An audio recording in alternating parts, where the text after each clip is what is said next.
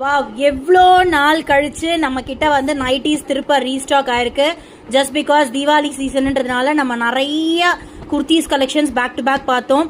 Again உங்க எல்லாரோட favourite, அதுவும் டிமாண்டிங்ல இருக்கக்கூடிய ஃபீடிங் நைட்டிஸ் தான் ஃபர்ஸ்ட் கலெக்ஷனா. கிட்டத்தட்ட ஒரு மாசம் கழிச்சு ஃப்ரெஷ் ஸ்டாக் கொடுத்துருக்கேன்.